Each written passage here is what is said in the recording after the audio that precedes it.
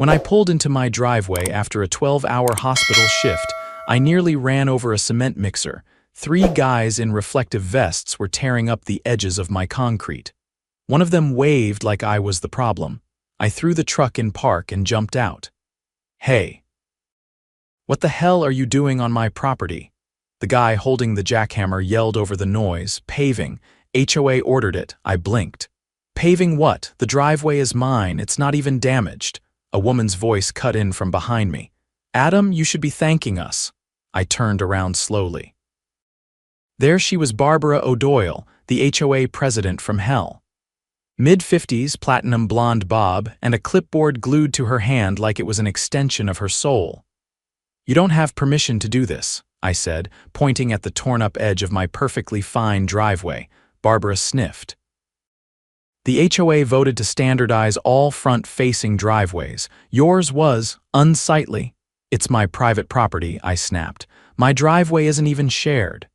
She flipped a page on the clipboard. "As per Section 12, subsection C of the covenant, no, you didn't notify me. And you're not touching another inch."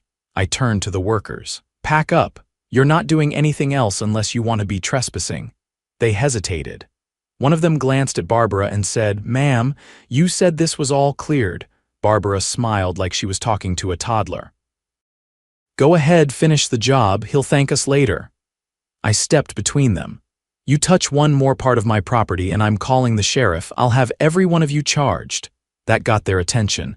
The crew backed off, muttering about miscommunication and bad paperwork. Barbara didn't move. "You're going to regret this attitude, Adam." "I already regret buying a house in this neighborhood," I said, locking eyes with her. She turned on her heel and stomped off like she owned the street.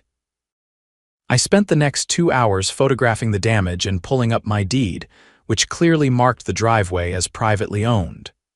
Then I emailed everything to my lawyer buddy, Theo. The next morning, I came out to find a manila envelope taped to my door. Inside was an invoice.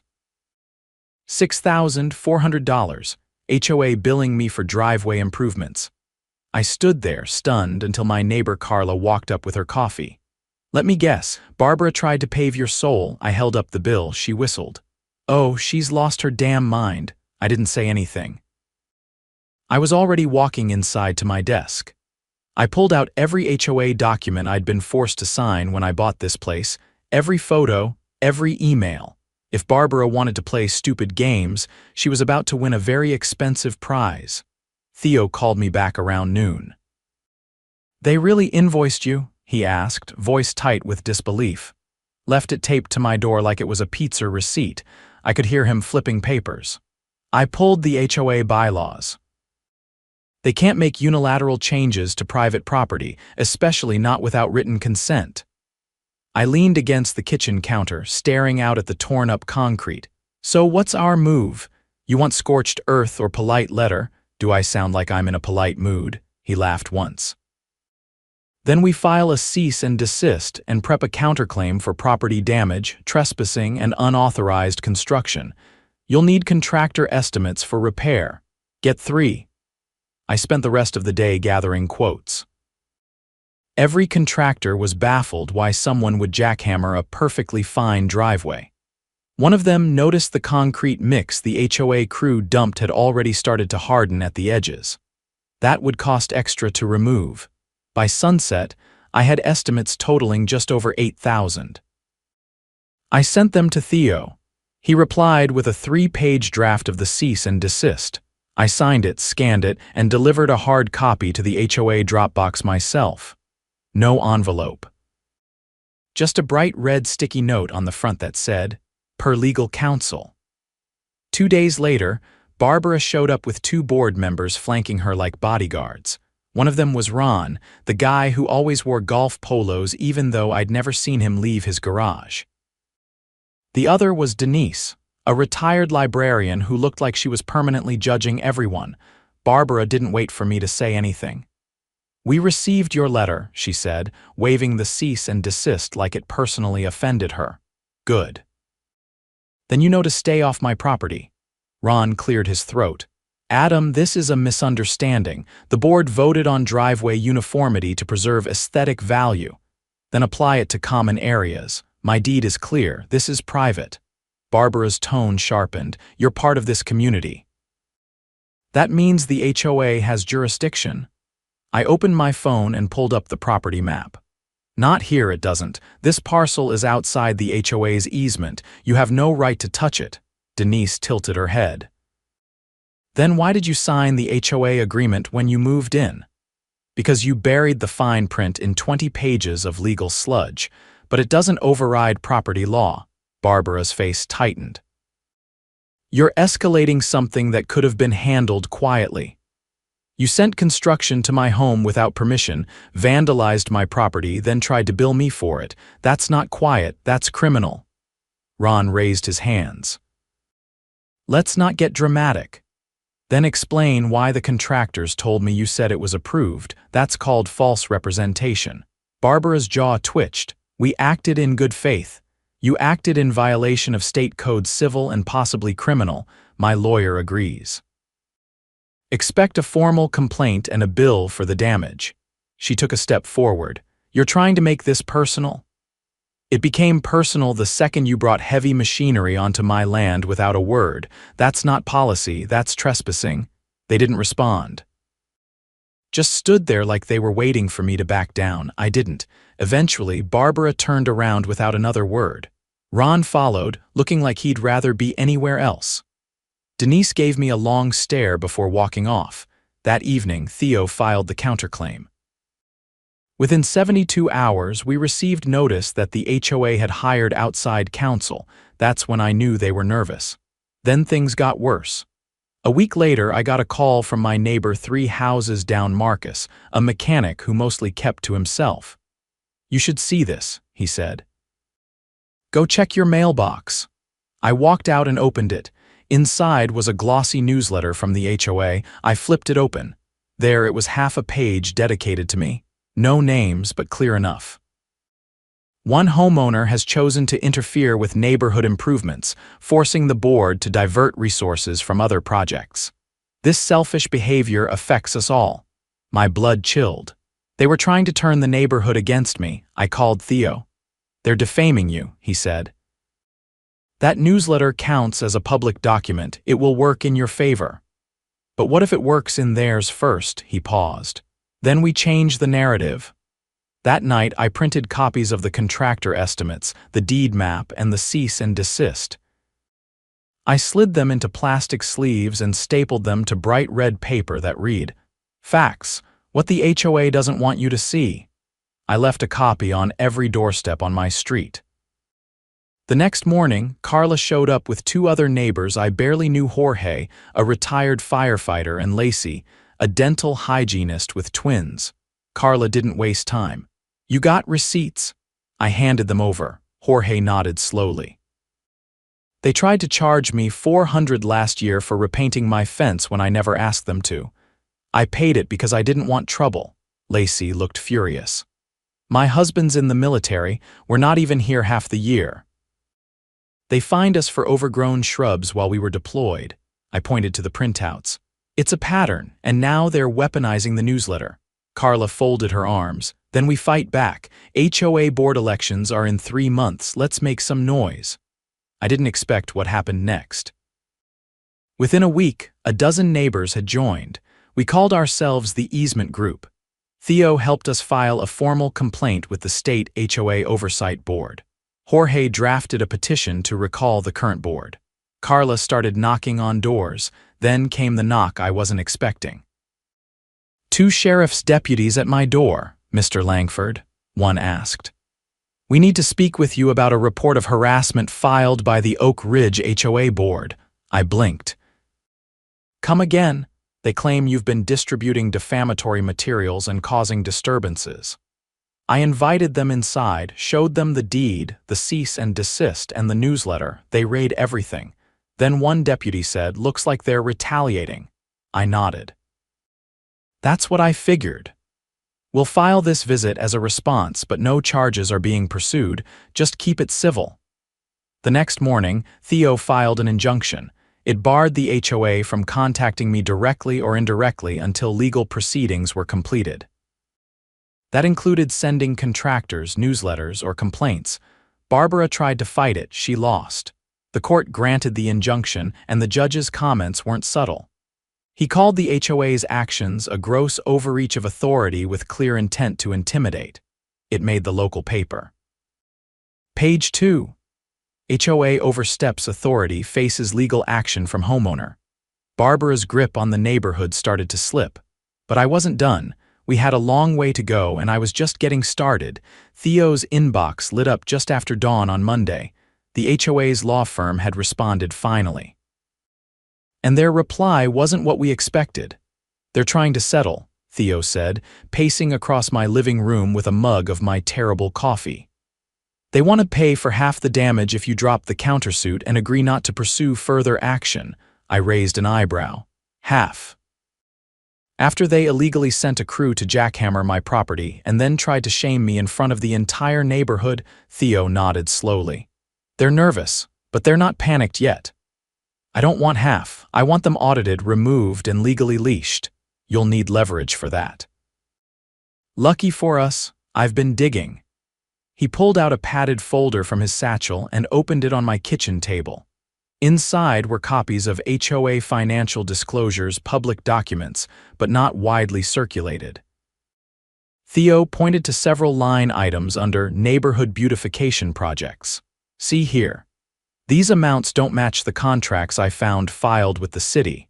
For example, they logged a sidewalk repaving at over $18,000. But the contractor's permit lists a job that cost just under $9,000. So they're inflating expenses. Not just that, some entries don't link to any permits at all. I've got 3 landscape updates paid to a shell company, same name, different tax ID, no business registration in the state." I leaned forward. "Money laundering? Could be.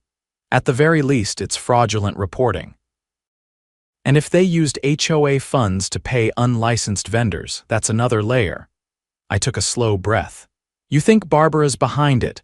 I think she's the architect, but she's not working alone." That afternoon, Carla called an emergency meeting of what we'd started calling the easement committee.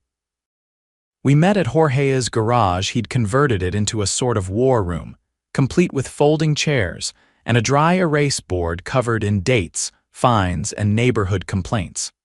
Lacey pulled up a spreadsheet on her laptop. "I've been tracking every newsletter and project announcement from the last 2 years. The same 3 board members approve everything: Barbara, Denise, and Ron." Carla tapped a marker against the board. "And guess who owns the shell company Theo found? We all waited. Ron's son.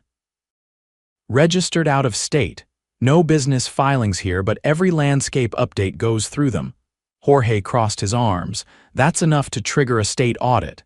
"It gets better," Lacey said. "I filed a public records request last week for the HOA's insurance claims. One of them was for a storm drain collapse that never happened, not even a work order, but they filed a claim for over $12,000. I sat back and looked around. "They've been running a racket this whole time." Theo nodded. "And now they've come after the wrong guy." The next morning, we submitted a formal complaint to the County Fraud Assessment Office. Theo attached a full dossier: bank records, permit mismatches, and shell company links. He'd even included statements from 2 contractors who confirmed they were paid in cash, under the table, and told not to report the work. That same week, the sheriff's office opened an investigation. Then the real bomb dropped.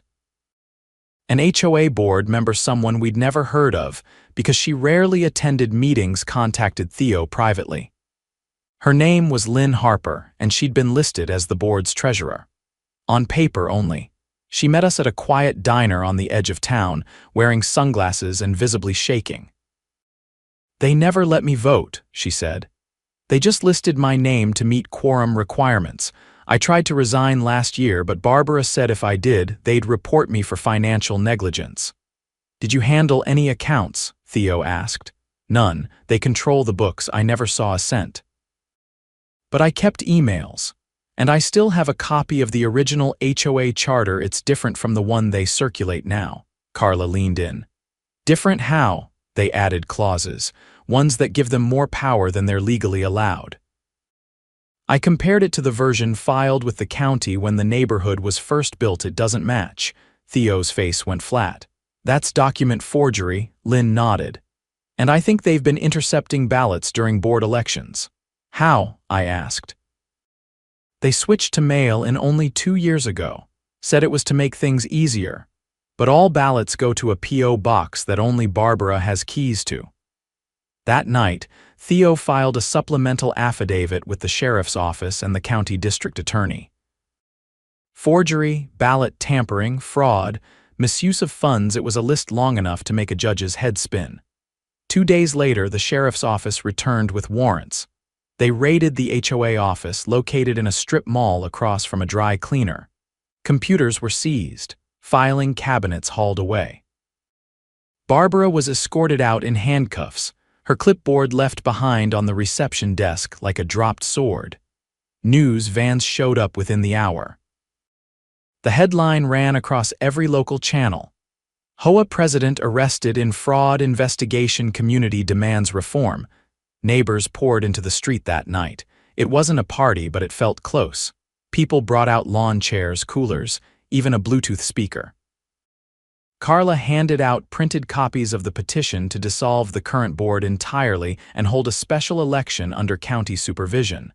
The turnout was overwhelming. Lacey approached me with a clipboard full of signatures. You just broke the dam, Adam. People were scared. Not anymore. Jorge lit one of his giant citronella tiki torches and stuck it in the middle of his yard. We're cleaning house. Over the next 2 weeks, investigators confirmed nearly $30,000 in misappropriated funds. The shell company Ron's son owned was shut down. Denise lawyered up. Ron disappeared, his house went dark, mailbox stuffed full for days. The county issued a temporary injunction freezing all HOA financial activity. A special administrator was appointed to review every transaction from the last 5 years.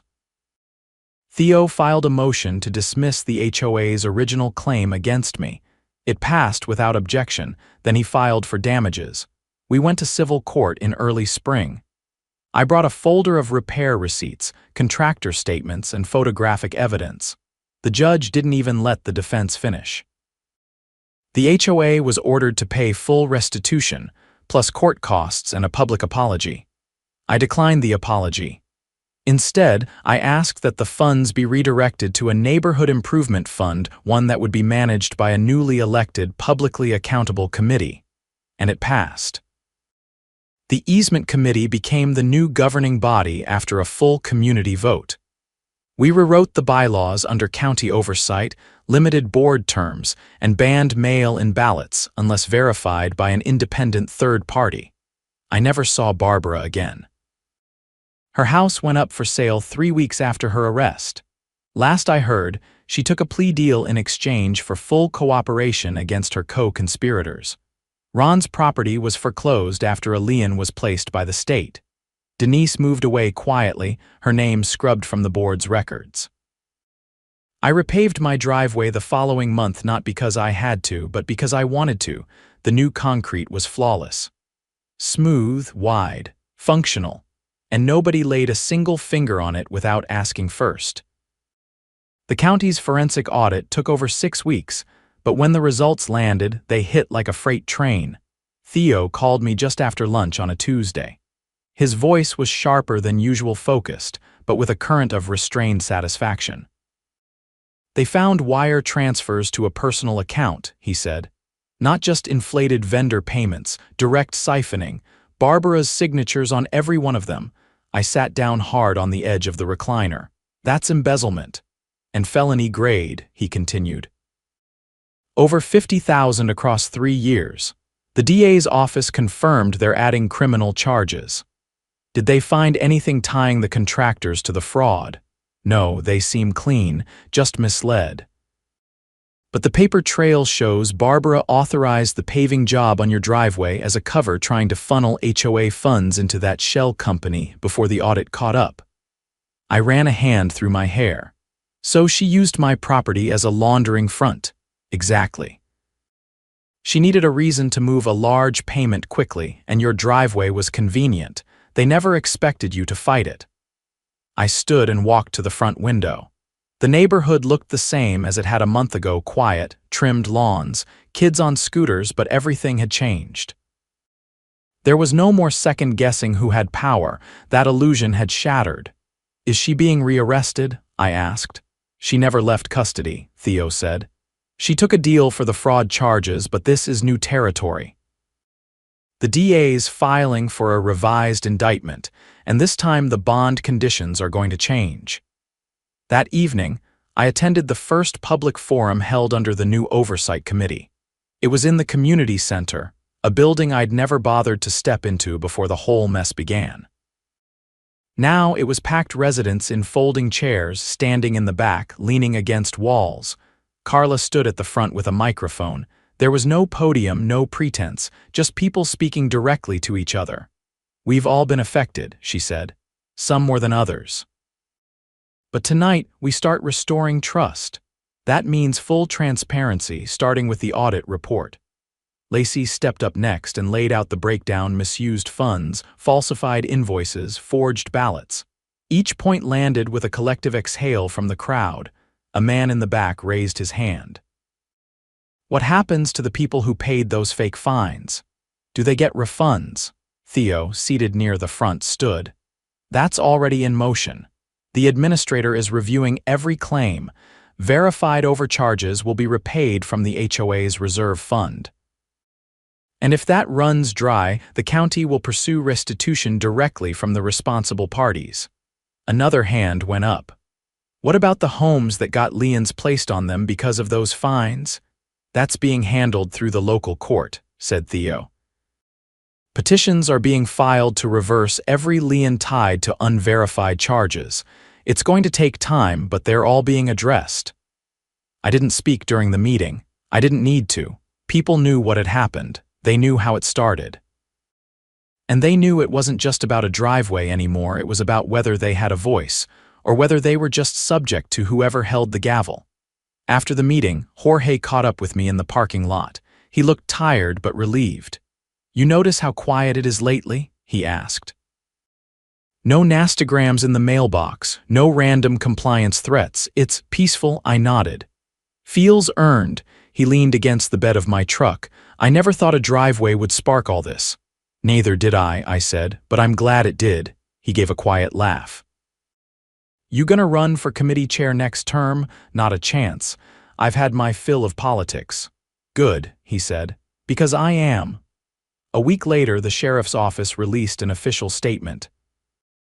Barbara had been indicted on 5 separate charges: embezzlement, forgery, fraud, criminal impersonation, and conspiracy to commit financial misconduct. Ron and Denise were both implicated as co-conspirators. The evidence included forged ballots, altered bank records, and emails coordinating the shell company's false invoicing. The community center hosted a second forum, this time in celebration. Neighbors who had never spoken to each other were sharing stories, small acts of resistance, fines they'd quietly ignored, things they'd suspected but never had the proof to confront. I spent most of the evening near the back, just watching.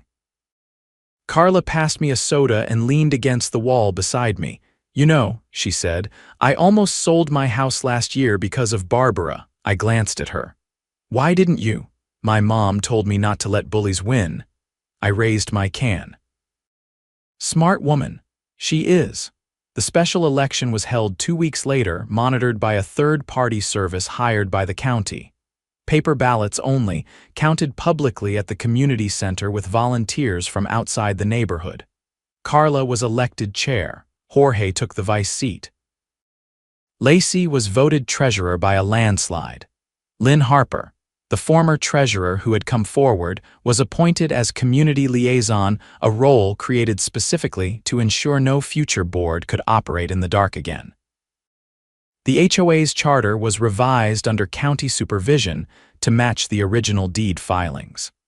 Several clauses were struck entirely, including the one that had allowed the board to levy arbitrary fines without external review. From now on, any property alteration required homeowner consent, with legal protections baked into the bylaws. As for me, I finally got around to finishing the gravel path along the side of my house. No notices, no clipboard lady hovering, just me, a shovel, and a wheelbarrow. One afternoon, while I was laying down the last few pavers, a city inspector pulled up and stepped out with a folder in hand. "You Adam Langford?" he asked. "Depends. Are you here to fine me or thank me?" He laughed. "Neither. Just here to confirm that the HOA claims for municipal reimbursements have officially been reversed. You're completely cleared. They won't see a dime." I nodded slowly. "Appreciate that," he paused. "You know, I've been doing this for almost 20 years. I've never seen a neighborhood flip its leadership that fast without blood on the sidewalk." "Guess we got lucky," I said. "No," he replied, "you got organized." When he drove off, I stood for a while in the quiet. The driveway was still pristine. Not a single crack. The new sealant shimmered slightly in the sun. I'd kept the original paving invoice, framed and mounted in my garage, not out of pride, but as a reminder. Power only works when people believe they don't have any. Turns out, all it takes is one person saying no, the rest